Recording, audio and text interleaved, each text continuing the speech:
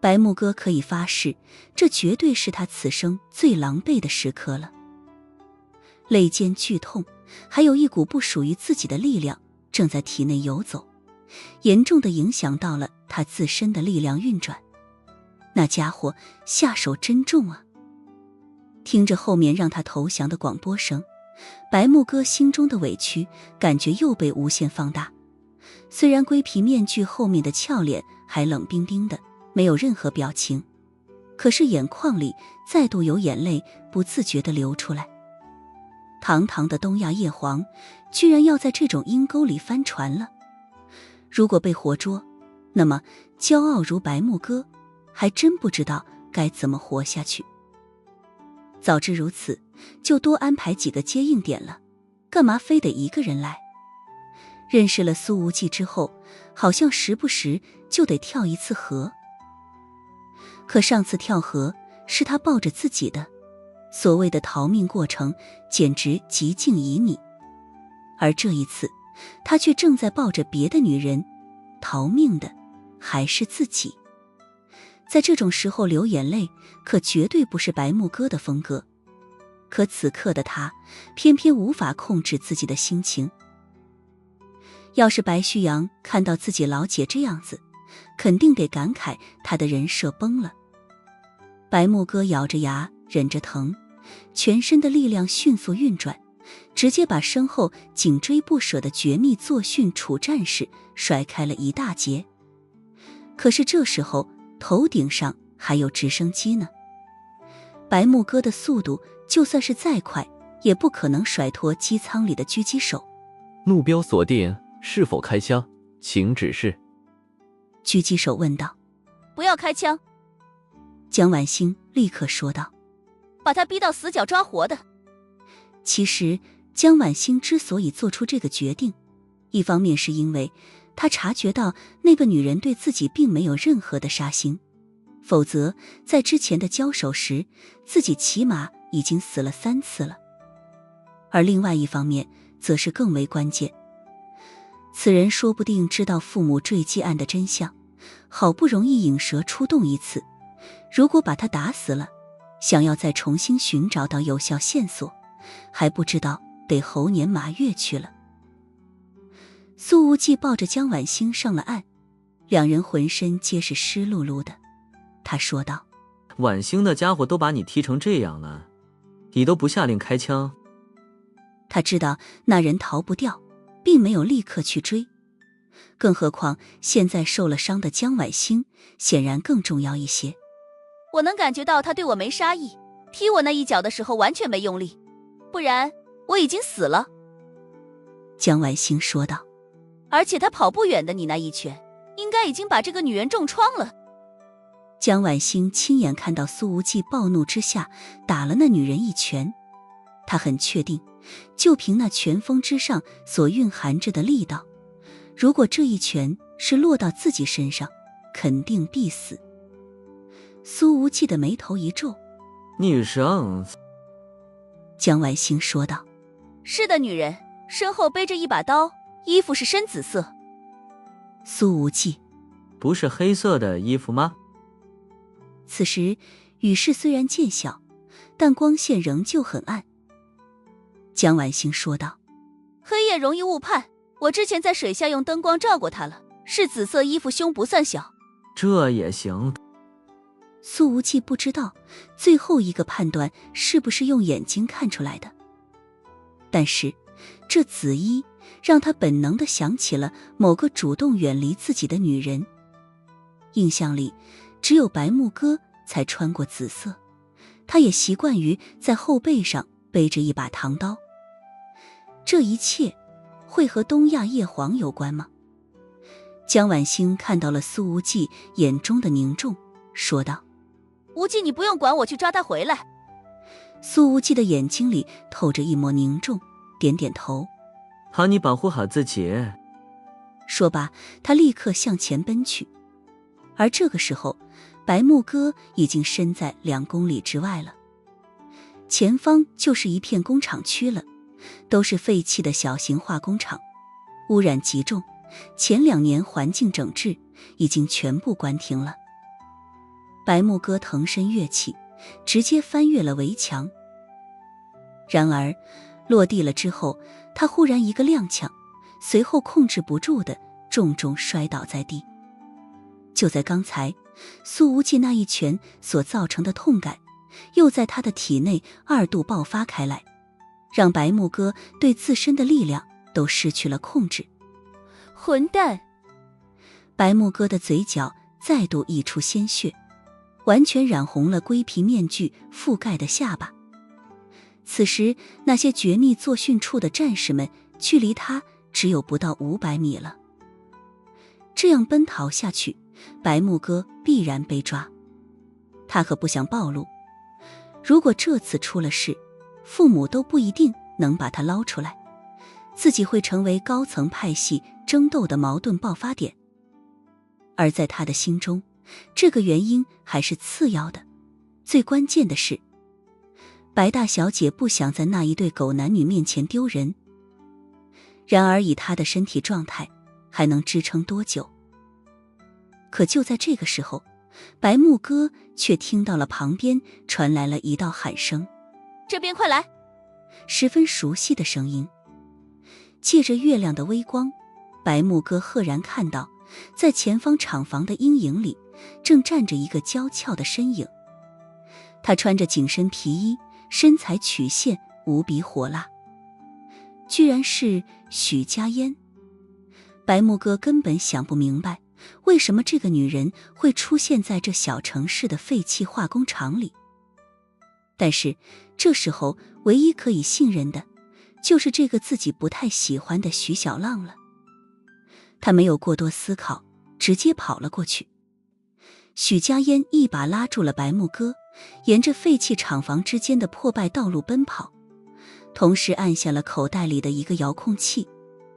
轰轰轰，爆炸声接连响起，这一片厂房竟然被尽皆引爆，火光瞬间爆燃，似乎有人在这里提前布置了易燃材料。伴随着火光而生的则是滚滚浓烟。此时雨水已经停了，爆炸的火光迅速蔓延，浓烈呛人的黑烟瞬间弥漫，天上的直升机也失去了目标。苏无忌此时已经急速冲到了厂房围墙的外面，他看着爆炸发生，心一下子慌了。如果白木哥在里面的话，这一下岂不是要被炸死了？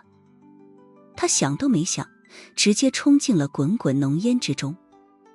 十几分钟之后，许家嫣已经骑着一台电摩，带着白木哥出现在了历城的高速路口了。至于许家嫣为什么选择的是电摩，而不是普通摩托车，只是因为电摩启动的时候没有引擎的轰鸣声，不会引起绝密作训处的注意。到了路口，许家嫣把电摩随便一扔，拉着白木哥上了一台早就停在旁边的麦克斯为纯电轿跑。坐稳了，木哥姐，咱们回首都。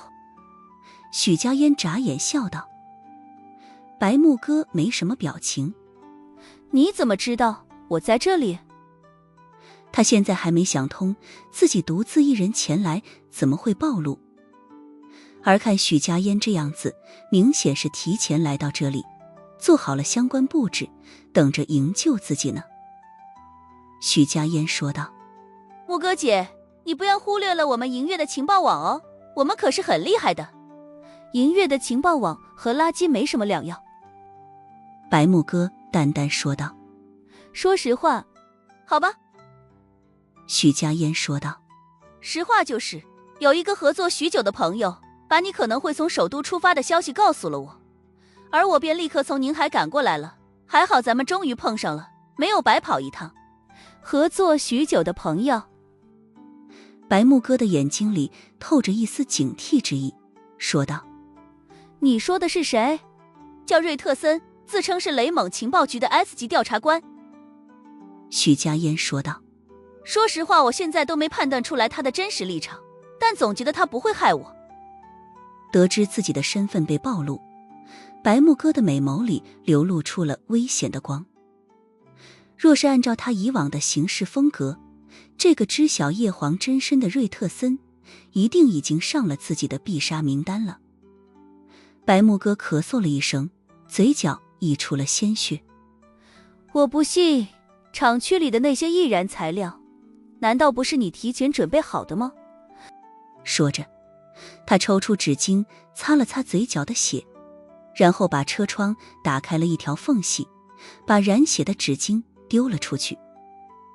许家烟笑眯眯地说道：乱扔垃圾可不好，万一被绝密作训处捡到了怎么办？白木哥说道：你应该回答我刚刚的问题。许家烟说道：木哥姐，你忘了我是干什么的了？银月杀手最擅长就地取材，而那些化工厂里都是易燃易爆的废弃化工废料。至于引爆器和炸药，我在来之前就已经随身带着了。白木哥还是不信，这绝非一个人在短时间内可以完成的。许家烟直截了当地说道：银月的轻伤也来了。白木哥闻言微微有些诧异，随后点了点头，算是相信了这个说法。常年在东亚活动的他，自然知道银月清霜的大名。其实，就算周围没有化工厂，没有那些化工废料，我也有10种以上的方法制造混乱，带你离开的。许家烟嫣然一笑。所以木哥姐，你还有什么问题想问？不如全部问清楚好了。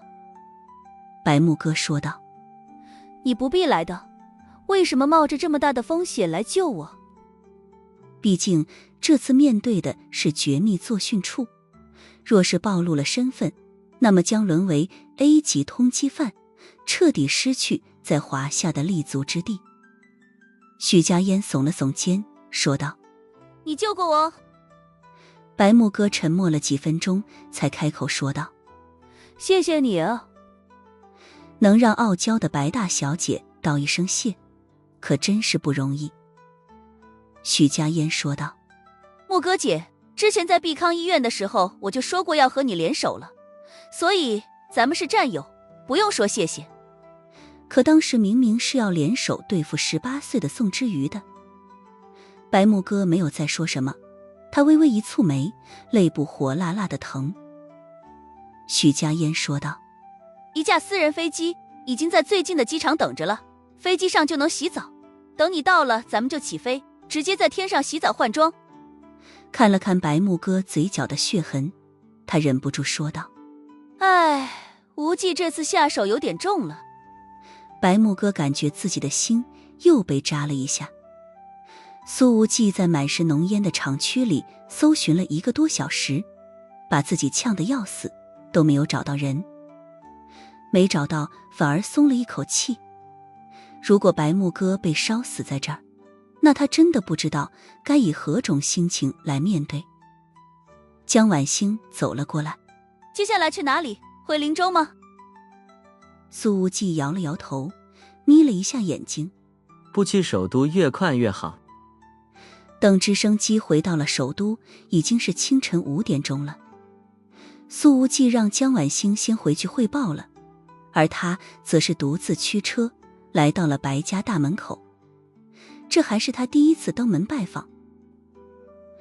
白旭阳在睡梦中被电话吵醒，打着哈欠出来开门了。无忌，你这么晚来是来找我姐的吗？她都睡了好久了，要不要我给你冲杯咖啡？喝个毛的咖啡呀？苏无忌直接问道。你上次见她是什么时候？你这个问题莫名其妙啊。白旭阳迷迷糊糊地说道：我睡觉前还跟她一起看电视来着。走，带我去找她。苏无忌说道：啧啧，看你猴急的样子，你俩早点结婚算了。白旭阳来精神了，笑呵呵地说道：早，这就带你去找她，你俩抓紧睡觉。白旭阳带着苏无忌走到了白木哥的卧室门口，他重重拍了拍门，说道：白木哥，出来，快点。然而敲了1分钟，房间里都没有反应。苏无忌的表情已经无比凝重了起来。无论于公于私，他都不想看到白木哥牵扯到这件案子里。我姐睡觉一贯很死，跟猪一样。白旭阳说道。然而话音未落，门开了，穿着白色睡裙的白大小姐出现在了门口，冷淡地说道：白旭阳，你说谁跟猪一样？紧接着他便看到了站在门外的苏无忌，眼眶一下子红了。此时在见到苏无忌之后，白木哥的眼眶一下子红了，泪水在眸子里打转。白旭阳可从来没见过姐姐这渲然欲泣的模样，一下子慌了神。喂，白木哥，你怎么了？你怎么一下子要哭了？白旭阳连忙问道。白木哥却看着苏无忌说道：我不想见到你，你不要再来找我了。说完他砰然把门关上，直接反锁。显然嘴上说的绝情，可这眼看着就要流泪的模样，明显有着无穷的不舍。苏无忌觉得自己的心也有点疼了，心中对白木哥升起了一股强烈的涟漪。之前和他亲密接触的那一幕幕从眼前迅速闪过。苏无忌轻轻一叹说道：我这次来本想验证一些事情，但不管怎样，请你一定要相信我是不会害你的。一门之隔传来了白木哥冷冽的声音：你大晚上的过来把我吵醒了，只是为了说这一番莫名其妙的话。你要是现在走，我还能睡得好一点。只是在这冷冽的声音之后，则是传来了吸了吸鼻子的声音。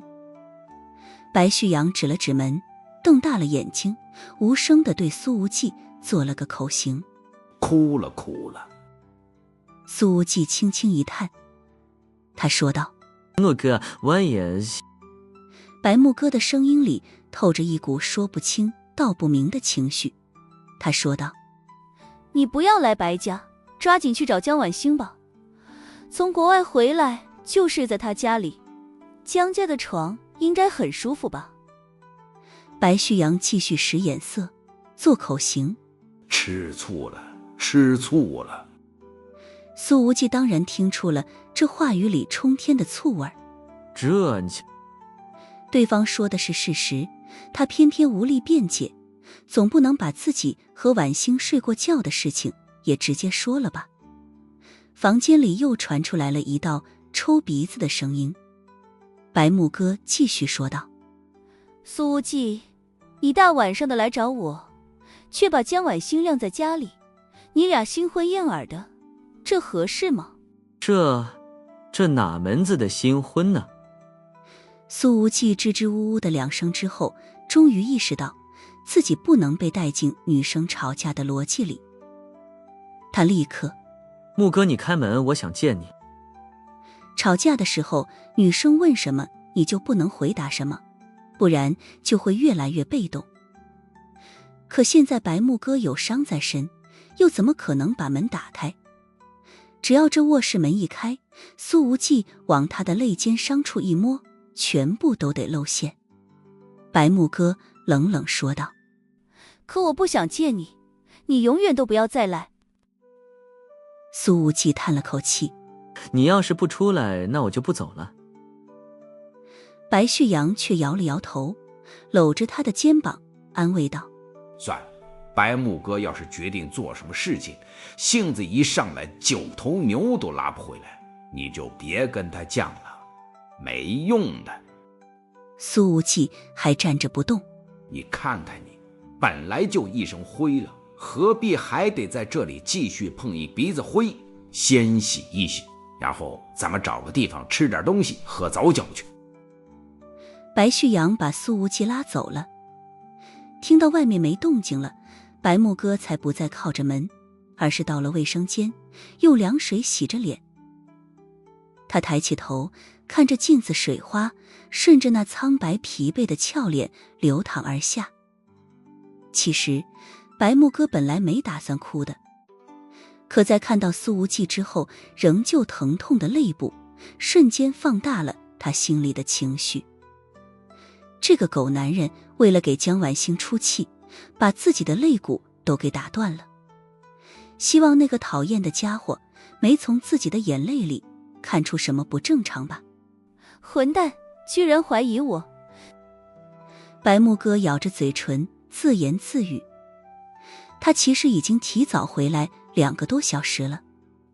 许家燕安排的私人飞机比直升机的速度快多了。白木哥还在飞机上完成了洗澡换装，到家之后直接换了睡衣上床睡觉，一点都没暴露。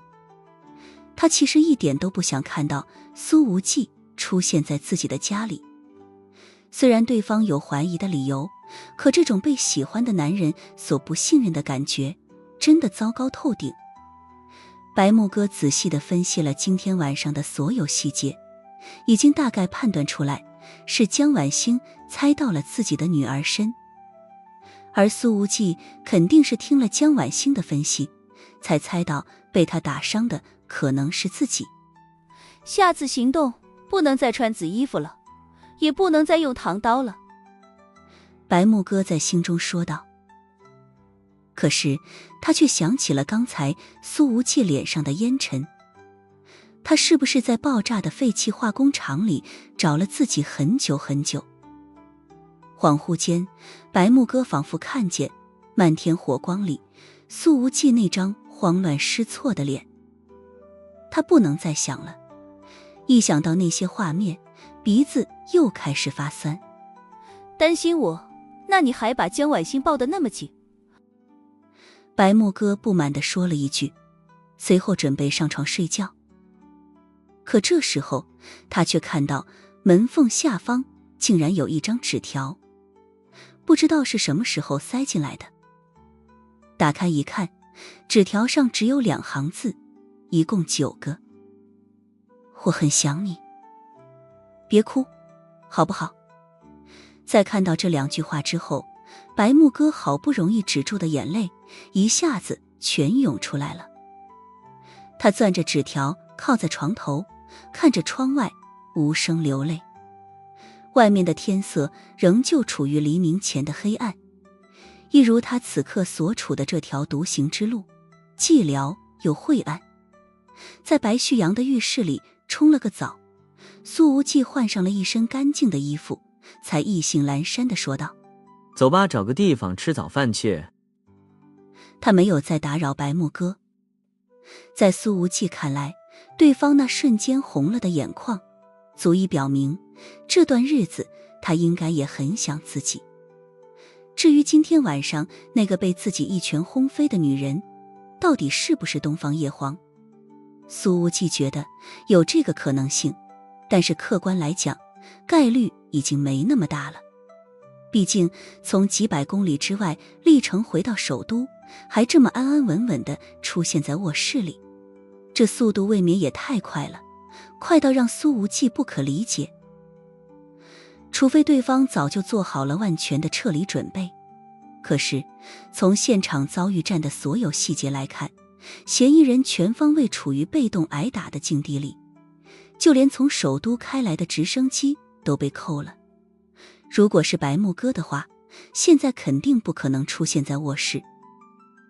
当自己亲眼看到穿着睡衣的白大小姐之时，就可以说明对方已经有了近乎于完美的不在场的证据了。而且苏无忌总觉得自己这么去怀疑一个对自己有感情的女人不太好。可是如果白木哥真的和那个伊文斯的幕后老板合作了，自己又该如何自处？白旭阳一个电话把秦桂玲也拉了起来，3人来到了一家早点摊。白大少点了包子、豆浆、油条、炒肝，满满登登地摆了一桌子，还从旁边小超市拿了2瓶红星二锅头。秦桂玲还一直在打哈欠，眼皮都抬不起来。白旭阳一脸嫌弃：不就是早起一次吗？你怎么能困成这个样子？秦桂玲没好气地说道：“我4点钟才从酒吧回来，这才刚睡20分钟啊，就被你拉起来了。我都2年没吃过早饭了。”苏无忌心事重重，一直不讲话。白旭阳看了他一眼，也叹了口气，随后拿过了3个透明的一次性杯子，全部倒满。秦桂林说道：“话说，咱们就算是给无忌接风，也不至于喝早酒啊，安排在晚上不行吗？白旭阳说道：“行，就定在今天晚上，我来安排。”秦桂林哪壶不开提哪壶：“那把婉欣和木哥姐都叫上，咱们好好聚一聚。”白旭阳没好气地说道：“你可闭嘴吧。上次这几人聚会，他俩喝了不该喝的东西，被拉到医院抽血，差点彻底丧失了男性的某些功能，事后将近半个月才缓过来。白旭阳差点对此有阴影了。”苏无忌喝了一口酒，随后狠狠咬了一大口肉包子。秦桂林问道：“无忌，你这是怎么了？”白旭阳：“无忌的心情不太好。”秦桂林：“情场受挫。”白旭阳没好气地说道：“你要不说话，也没人把你当哑巴。”那就说明我猜中了。哎，秦桂林说道：“婉欣一直对无忌死心塌地的，不会有什么问题，肯定是木哥姐这边出了状况。”苏无忌又恶狠狠地咬了一口大包子，随后喝了半碗豆浆。“你看，被我猜中了吧？”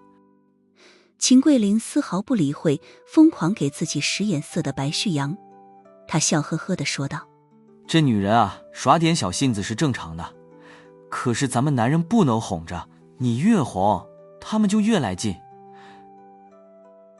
苏无忌吃包子的动作停了下来。“那怎么办？不哄着，难道晾着？”白旭阳顺口问道。“也不一定要晾着。”秦桂林说道。“就该直接征服他们。”白旭阳问道。“怎么征服？”秦桂林一拍大腿，言简意赅：“睡呀，睡到他哭喊求饶。”苏无忌放下了筷子，直接冲了出去。白旭阳在后面喊道：“在客厅电视柜的抽屉里有我家所有卧室的备用钥匙。”而这个时候，白木哥那个经常锁在抽屉里的手机响了起来，他的眼神里瞬间涌出了复杂之意。想了想，白木哥还是接通了。“你失败了。”电话那边问道。白木哥冷冷说道：“我和你合作是有前提的，在动手之前，我只知道那个叫伊文斯的是中央调查局的俘虏，并不知道他和江婉欣父母的坠机案有关。你对我隐藏了这些。”电话那边说道。“可你现在猜到了真相，可猜到又如何呢？”白木哥说道。“所以我不会再帮你。”“不，你没有搞清楚一件事，那就是……”电话那边说道。“你在帮我的同时，更是在自救。”“我不屑于自救。”白木哥说道。其实，从他对那名上人出刀的时候，所有的立场就已经非常明晰了。“那你将会后悔今天的选择。”电话那边说道。“我能把你捧成东亚叶皇，也能让你变成一只死鸟。”这话语里的每一个字都透着阴恻恻的渗人感觉。然而白木哥却冷笑道：“我有今天是你捧出来的。”“难道不是？”白木哥淡淡道。“那好，从今天起，我向你宣战。”哈哈哈。电话那边的男人像是听见了天大的笑话，说道：“你连我是谁都不知道，怎么向我宣战？”拭目以待吧，鹿死谁手，尚未可知。白木哥说完，直接挂断了电话，把手机卡取出来，丢进卫生间里，冲走了。而这时候，外面忽然传来了脚步声，紧接着有钥匙插进了锁孔，随后卧室门直接被打开，一个年轻的身影出现在了门口。白木哥很意外，鼻子又有些发酸了，他佯装冷漠，淡淡说道：你又来干什么？苏无忌上前一把抓住了他，盯着那微红的澄澈眼眸，一字一顿地说道：白木哥，我来睡你。我是来睡你的。在听到这句话之后，白木哥真的不知道该怎么形容自己的心情。当苏无忌出现在门口的那一刻，他已经做好了被拆穿的准备了。可是他没想到这家伙居然是为了这事儿来的。而在苏无忌的眼里，这时候的白木哥极美，美得毫无攻击性。这个东亚叶皇的身上很少会流露出这种柔和的居家感。他穿着一身纯白色的睡衣，虽然长袖长裤遮住了几乎所有肌肤，可是那种美妙的线条还是根本遮掩不住，尤其是那毫无束缚的胸口，随着动作轻轻颤着，那种柔软又颇具分量的观感简直妙不可言。苏无忌双手扶住了白木哥的肩膀，表情很认真，一字一顿地说道：白木哥，我是来睡你的。说着，他的头微微低下，嘴唇向着白木哥的嘴唇探寻而去。可是后者却挣开了他的手，往后退了一步。我说过不要再和你有任何的关系。白木哥冷冷说道：如果你想要和女人睡觉，就去找你的江晚星，她那么善解人意，对你死心塌地，肯定不会拒绝你。说这话的时候，他又想到这一对狗男女在河里搂搂抱抱的样子了，面色一下子冷了许多。敢为了别的女人打我，不爽，非常不爽。白木哥，苏无忌又往前跨了一步，说道：如果你对我没感觉，为什么一见到我就红了眼眶？为什么自己躲在卧室里偷偷哭？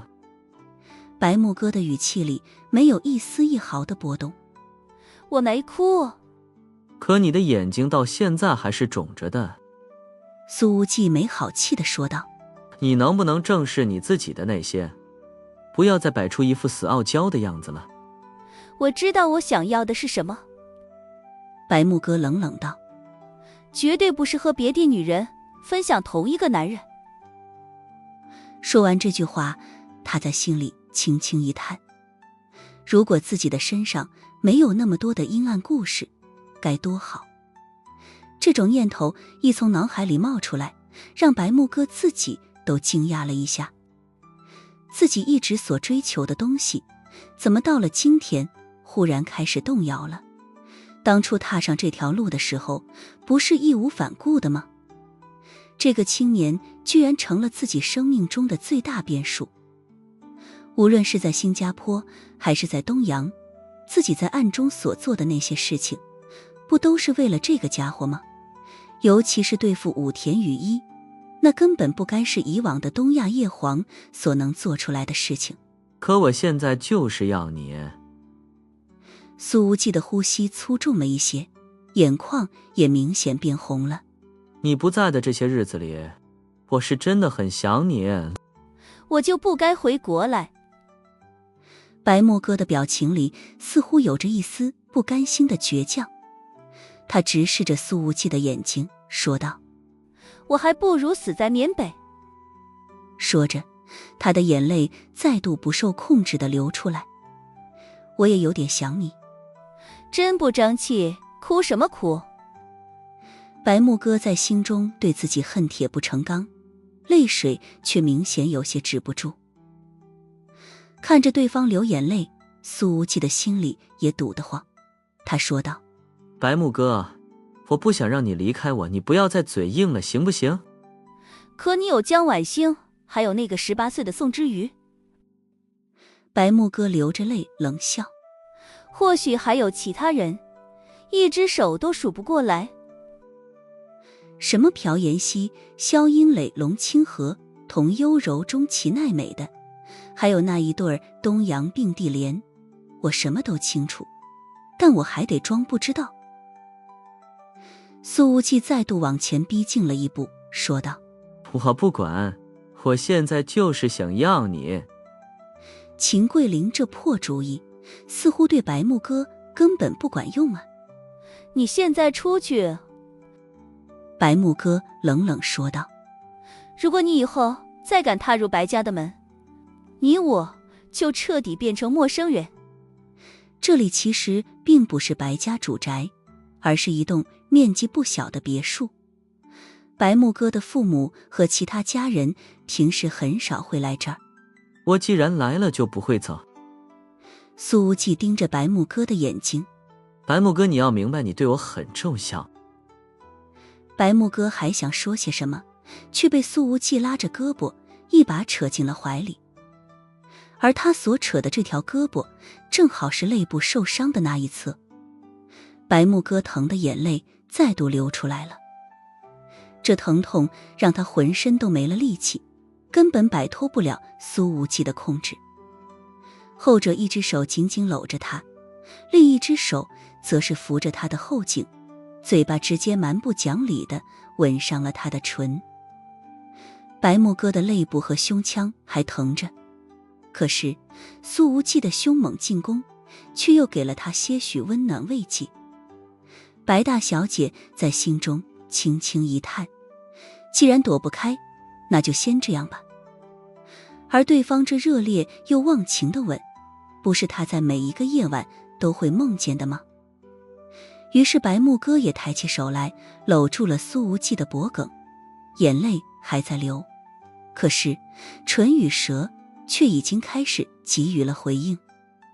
双方你来我往，毫不相让，俩人的动作完全就是蝮蛇交唇的字面意思。几分钟后，穿着睡衣的白大小姐已经靠在苏无忌的怀里，完全不负东亚叶皇的比拟，柔弱无限，瘫软如泥。烦死了，她在心中说道，又疼又无法拒绝，真的好烦。苏无忌的一只手已经贴着睡衣，本能地覆盖在了白大小姐的胸口。白木哥刚要倒吸冷气，立刻咬住嘴唇，止住了吸气的动作。因为这里被江晚星打了一拳。虽然白木哥的实力超出对方不少，可江少校毕竟是王牌特种部队的战斗精英，他这一拳要是落在普通人的身上，都能直接要了命的。更主要的是，苏无忌那一记重拳所命中的侧面肋部几乎就挨着这边的胸口了。这一声微不可察的嘶并没有瞒过苏无忌的耳朵，哪怕他现在已经处于血冲脑门的状态，还是瞬间冷静了下来。怎么了？我弄疼你了吗？苏无忌问道。他连忙给对方揉了揉。白木哥的眼泪还没干呢，他把苏无忌的手打开，冷冷说道：苏无忌，你对你其他的那些女人极尽呵护，就只欺负我一个人是不是？这冷冷的话语里明显有着一丝平日里不会在他身上出现的委屈。然而苏无忌却想到了别的，他问道：我刚刚也没使劲，你怎么会疼呢？这死直男居然在这种时候开始起疑心了。一瞬间，某个概率已经被无限降低的可能性从脑海之中涌出来了。白木哥说道：我没疼。苏无忌：那你刚刚不是在倒吸冷气吗？白木哥：我那不是疼。他皱了皱眉，强行给自己找了个理由。那是敏感。这句倒也是事实，但并非苏无忌所要的真相。苏无忌却盯着白木哥的眼睛，目光里透出了一抹锐利之意，说道：木哥，你向我解释了，这不是你的风格。以往的白木哥做就做了，伤就伤了，疼就疼了，从来不会向任何人解释什么。既然解释了，就是最大的不对。白木哥的眼神一冷，他也没想到心细如发的苏无忌竟是在此刻发现了端倪。他冷冷一笑，眼睛里却涌现出了一抹哀伤，说道：怎么一边亲我摸我，还一边怀疑我？你难道还要撕开我的衣服仔细检查吗？如果解开这件睡衣，会发现白大小姐的肋间有一个非常明显的青紫拳痕。在白木哥看来，决裂就在下一秒，自己或许要永远失去和这个男人之间的所有可能了。然而苏无忌却并没有撕开他的衣服检查，而是上前一步，双手张开，将他轻轻地抱在了怀里。这一次他的动作无比轻柔，似乎生怕自己弄疼了对方。这个举动大大出乎了白木哥的预料，他的脸贴着苏无忌的肩膀，眼眶又红了。这一次他也没有再挣开，但也没有抬手反抱住对方，心中仍旧有些紧绷。苏无忌的手轻轻抚着白木哥的头发，声音竟是有种被眼泪浸透的感觉。他轻轻说道：我那一拳打疼你了吧？这一刻白木哥再也忍不住了，泪水决堤。白木哥靠在苏无忌的怀里，双肩在颤动，无声地流着泪。苏无忌刚刚的那句话，让这一只总是在黑夜里孤单飞行的凤凰感受到了温暖的关心，似乎那一扇本来紧锁的心门直接被蛮不讲理地撞开。这种感觉让人不自觉地想要沉醉其中，无法自控的上瘾。苏无忌的衣服已经被白木哥的泪水打湿了一大片了，他轻轻抱着他，没有多问一句。从这持续不停的泪水里，苏无忌能够清楚地感觉到对方明显是有苦衷的，心里积压了无数的秘密，藏在他身心之中的压力似乎都在随着泪水释放而出。今天就多哭一会儿吧。其实就从苏无忌刚刚的那句话里，白木哥就知道他没看错人。他说道：我没有想瞒你，也没有害过江婉欣的父母。白木哥又开始解释了，一旦解释就代表着在意，他已经越来越在意这个男人对自己的看法了。那一些潜移默化的改变，也是因在意这个青年而做出来的。苏无忌搂着怀中的人儿，轻声说道：你不用解释什么的，我相信你。我相信你。白木哥并没有接这句话，他抬头看了一眼苏无忌的眼睛，眸中的迷蒙泪水逐渐被清醒的眼光所取代。你不是想睡我吗？就现在吧。说着，他往后退了2步，双手抓住下衣襟，直接脱掉了自己的长袖睡衣。面前白光满室，苏无忌如遭雷击。白木哥重新走到他的面前，声音里透着倔强和决绝：苏无忌，我白木哥只给你睡。白旭阳和秦桂林吃着早餐，不知不觉一瓶2锅头便空了。你还别说，偶尔吃一顿早餐，感受感受这人间烟火气，真的挺舒服的。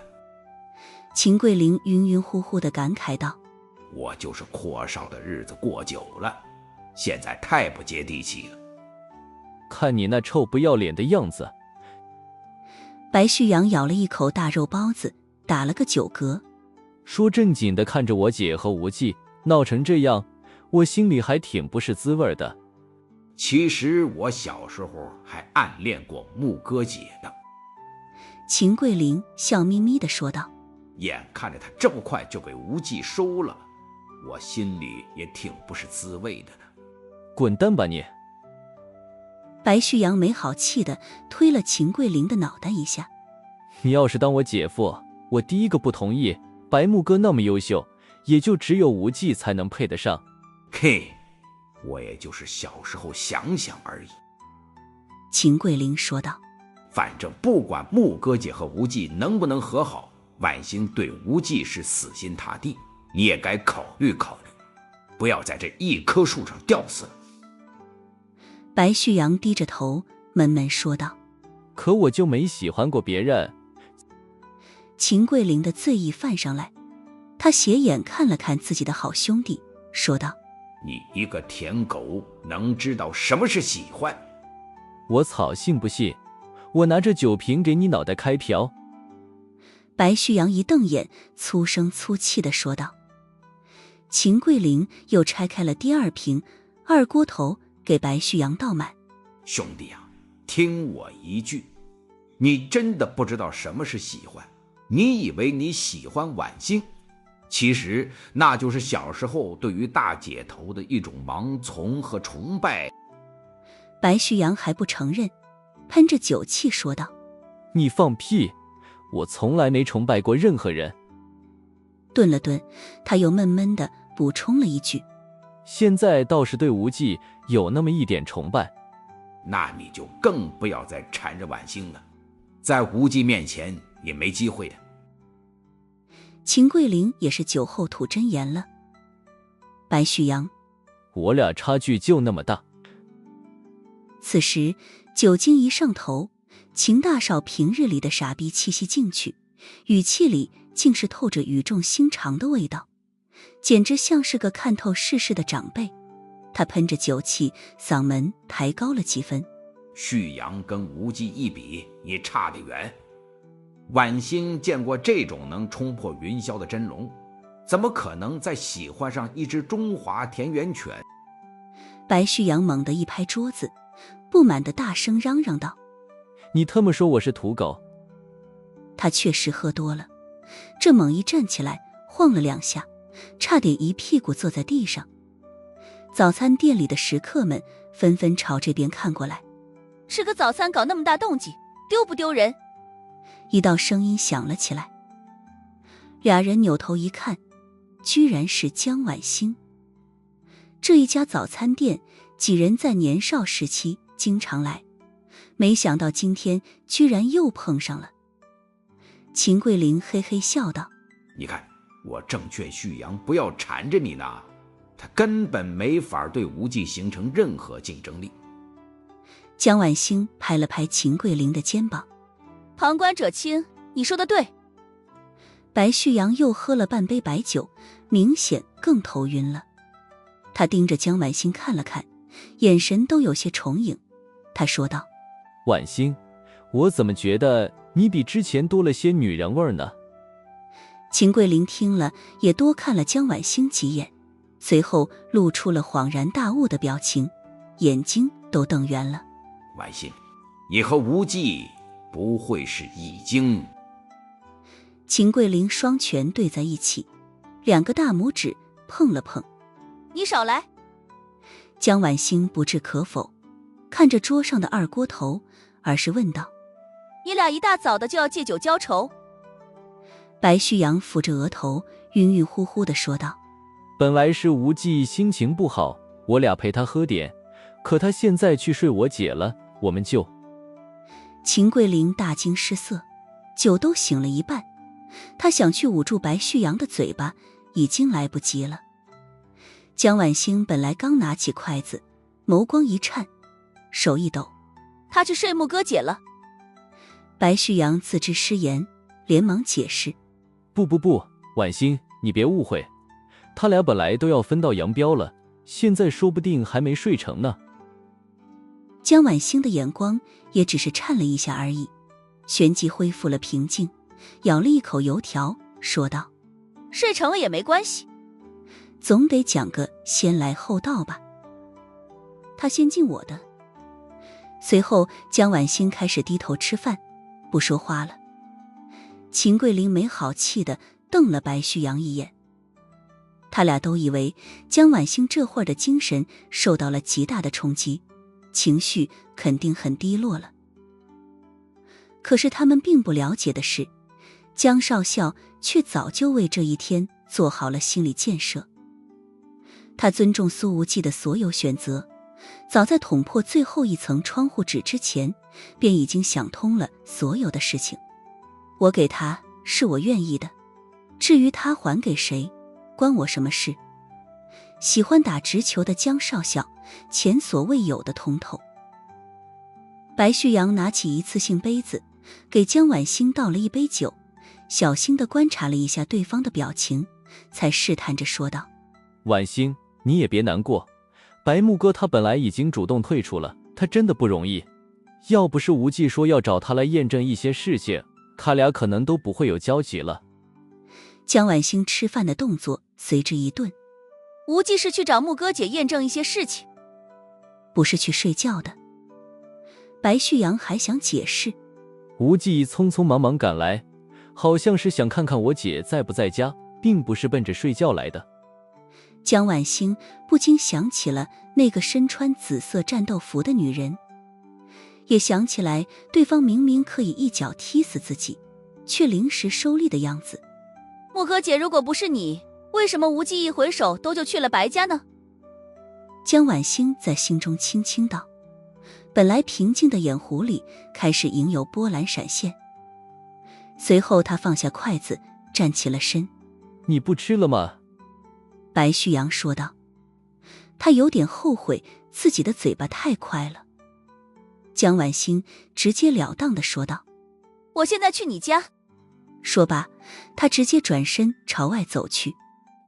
白旭阳和秦桂林一下子慌了，这俩货的酒彻底被吓醒了，连忙跟上。以江晚星这特种部队的身手，白木哥今天不得被按着脑袋锤到爆。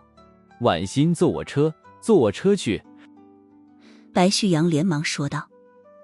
可是江晚星却径直上了他自己的车，直接发动加速冲了出去。白旭阳连忙跳上车，对司机喊道：快追上去，今天要出大事了。秦桂林也是面色煞白，慌里慌张。一定要追上，一定要把晚星拦住，不然咱俩事后肯定被无忌给锤死。白旭阳手忙脚乱地给江晚星打电话，喊道：晚星，你快停下车，你别去，你冷静一些。江晚星的声音倒是显得挺淡定的，他单手握着方向盘，另一只手握着电话，说道：白旭阳，我没让绝密作训处全体集合，已经是很冷静了。此时在白木哥的卧室中，苏无忌仍旧处于强烈的震撼之中，甚至身体都僵硬了。眼前的白木哥真的太美了，皮肤细腻之极，挑不出任何一点瑕疵，而那骄傲到足以抵抗地心引力的曲线，更是完美到了无法用语言来形容。但如果他的眼光没有那么多的哀伤与决然，这一幅画面就更加唯美了。今天或许也就不会留有什么遗憾了。在苏无忌听来，那句“你不是要睡我吗？就现在吧”的话，像是有着赌气的意思，赌气自己打伤了他。那句话也像是一种补偿，补偿他所离开的这一段时间所疯长的思念。白木哥分明看到苏无忌的目光只是被自己的身体震撼了几秒钟，紧接着便越过山丘，没有太多的停留。他发现在右边的山侧有着浅浅的淡青色拳痕，那是江晚星留下来的。紧接着苏无忌扳着白木哥的肩膀，让他转了个身，侧面的拳痕已经变成了深紫色，看起来触目惊心，就像是在洁白的雪地上开出了一朵血红色的玫瑰。苏无忌深知自己那一拳的力道究竟有多大，那是在盛怒之下抱着一击毙命的目的轰出来的重拳。疼坏了吧？苏无忌已经半蹲身子，脸贴近了白木哥的侧肋，仔细地看着那拳痕，声音微微发颤。当时把白木哥打飞出去的情景还历历在目。看着这朵雪地玫瑰，苏无忌的眼眶已经本能地变得潮湿。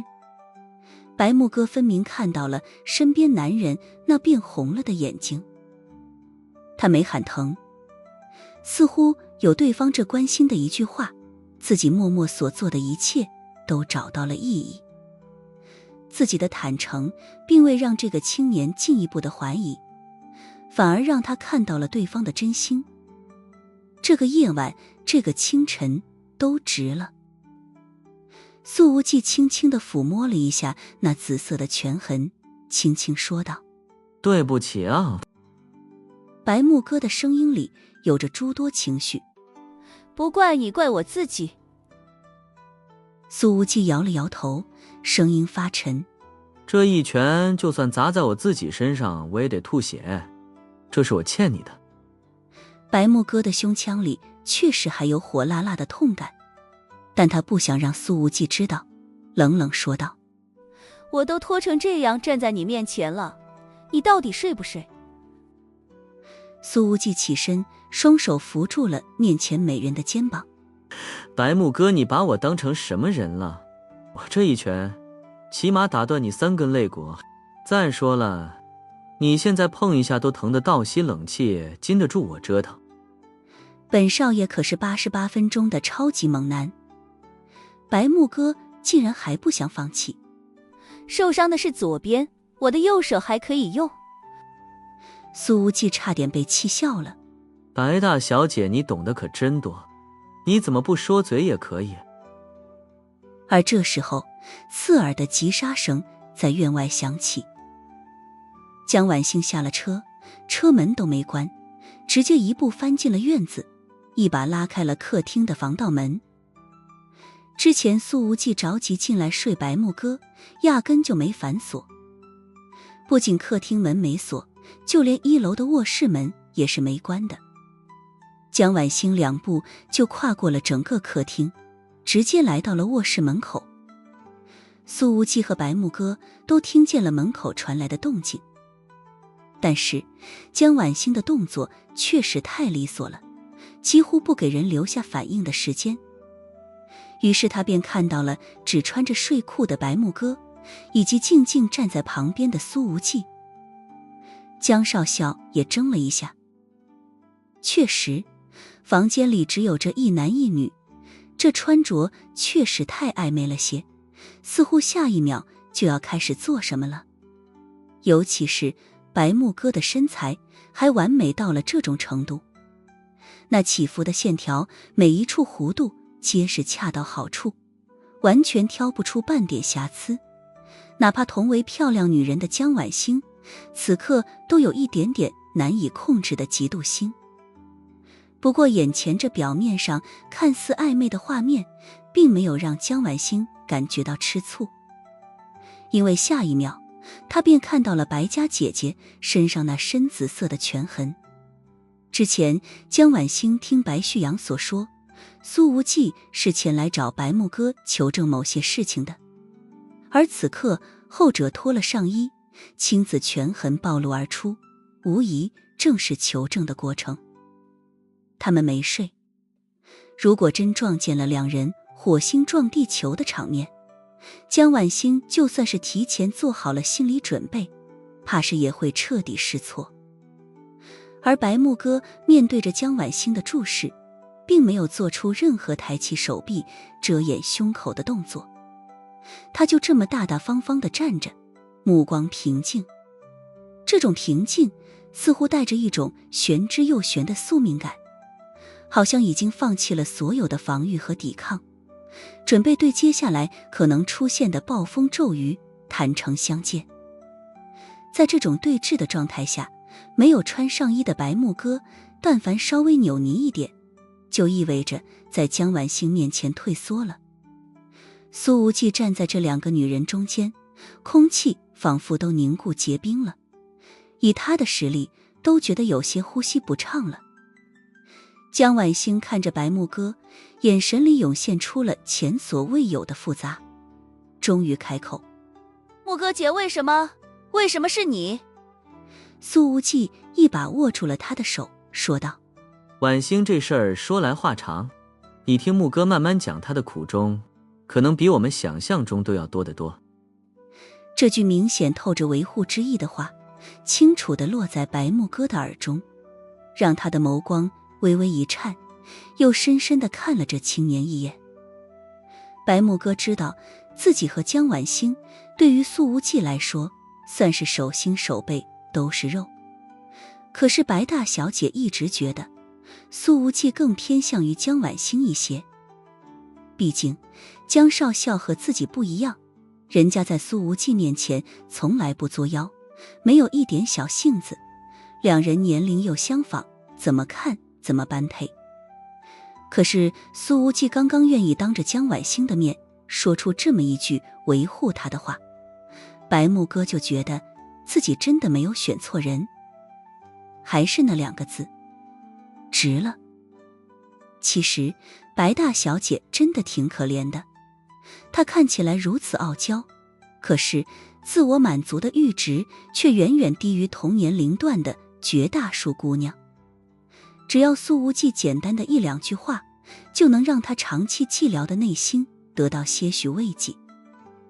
江晚星知道苏无忌此刻正夹在中间，进退两难，她不想让他难做，于是说道：木哥姐，你先穿上衣服，我不是来和你吵架的。白木哥却没动。这时候外面传来了汽车的声音，醒久了的白旭阳和秦桂林终于赶到了。这一路上白家的司机被江晚星甩得尾灯都看不见了。江晚星听到了动静，转头便走出去了。苏无忌立刻拿起睡衣，主动给白木哥套上了。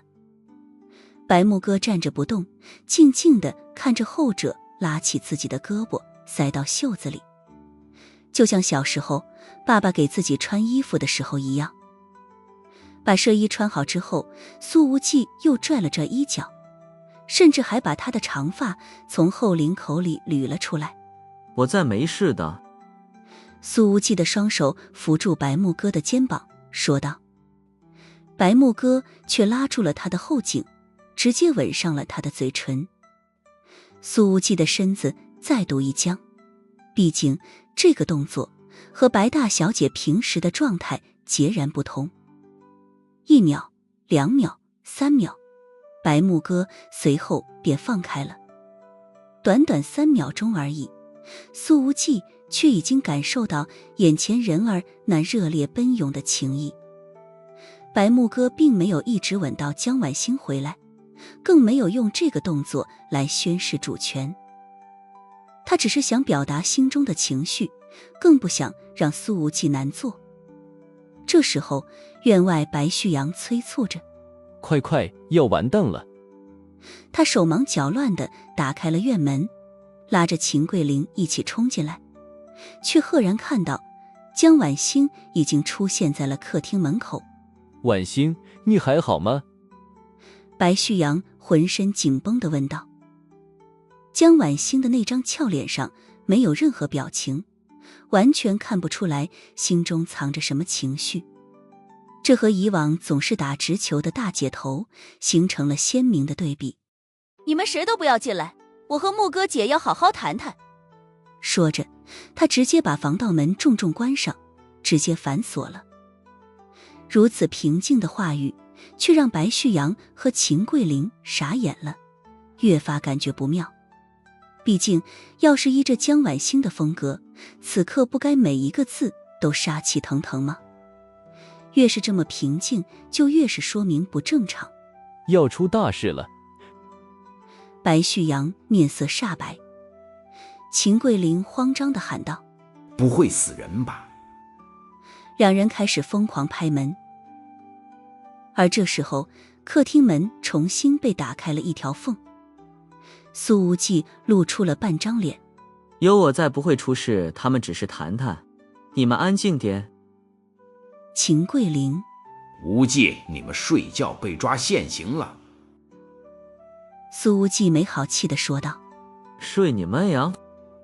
说完，大门被砰然关上。秦桂玲一边拍门一边喊道：我倒是有好几个妹妹，只要你愿意开门，随便挑啊。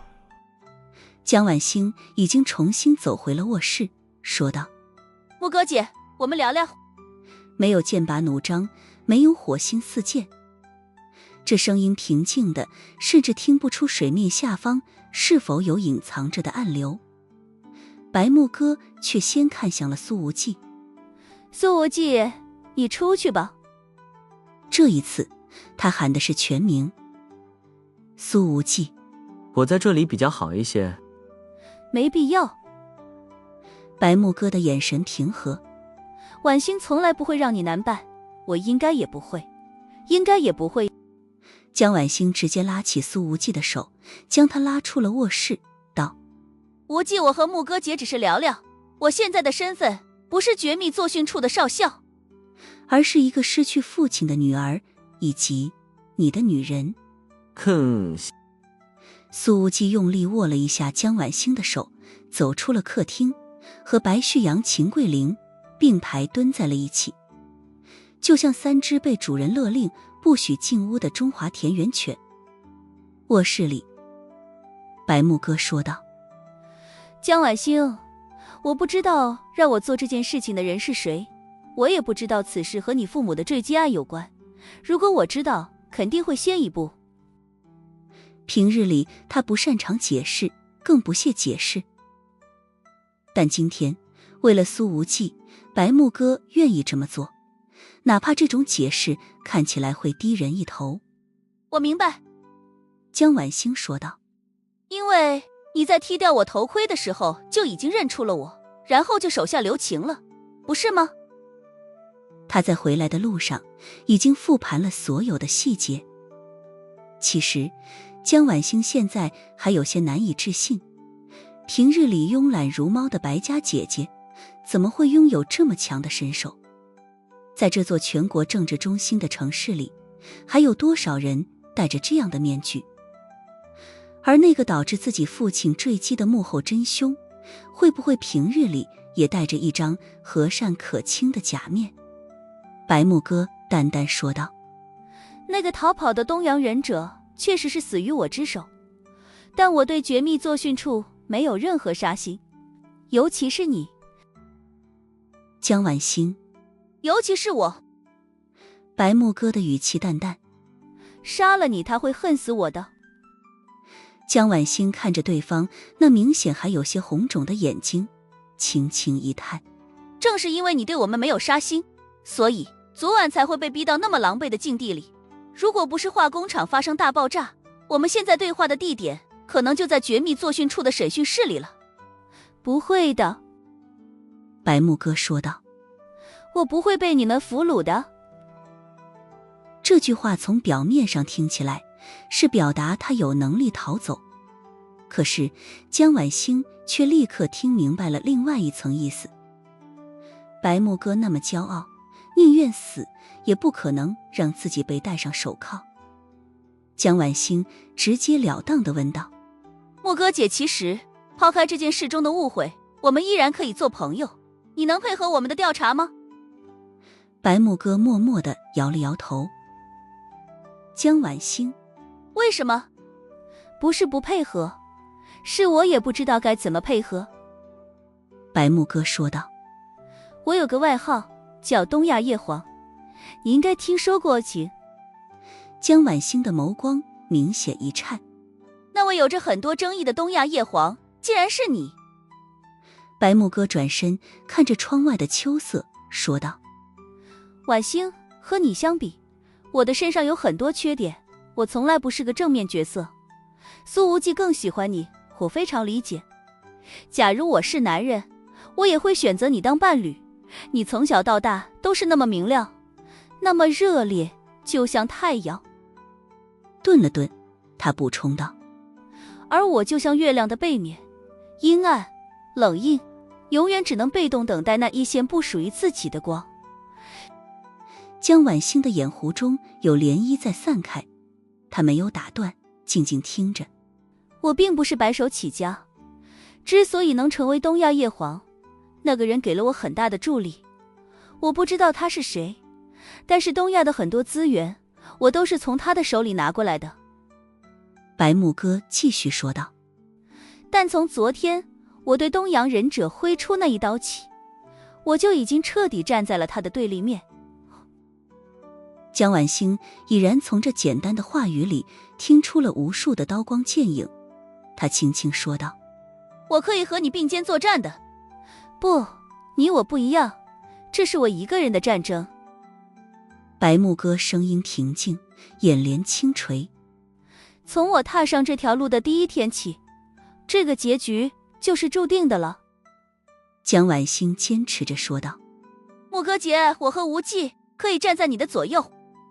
白木哥凝视着面前的姑娘，摇了摇头，自嘲地笑了笑。不，你们应该永远生活在阳光下，而我明明就该在黑暗里腐烂，却总是妄想用那偶尔照过来的一线光明，证明自己真的存在过。我不是带刺的玫瑰，而是带毒的曼陀罗。白木哥没说的是，刚刚苏无忌给他穿衣服的时候，他在恍惚之间真的很想做一个普通人，能像一个正常的女人被喜欢的男人照顾，哪怕只有几分钟，但也只能想想罢了。因为有些路一旦踏上了就回不去了。可是下一秒，江晚星却拉起了他的手，说道：木哥姐，这个镯子送给你，以朋友的名义。白木哥低头一看，手腕上已然多了一抹温润的翠绿，纯粹极了，动人极了。他的眼光微明，声音里也有一些迟疑。这是……江晚星的眼睛里闪着亮晶晶的光，再度轻轻握住了白木哥的手。这个镯子曾给了我很多的勇气，希望在未来的日子里，它能让你不那么孤单。在两人指尖相触的这一刻，窗外的朝阳恰好穿透云层，在他们那年轻的脸上镀上了一层动人的金边。两个姑娘的影子交叠在一起，像两把终于不再互相抵触的剑与刀，正指向同一个没有被阳光所照亮的方向。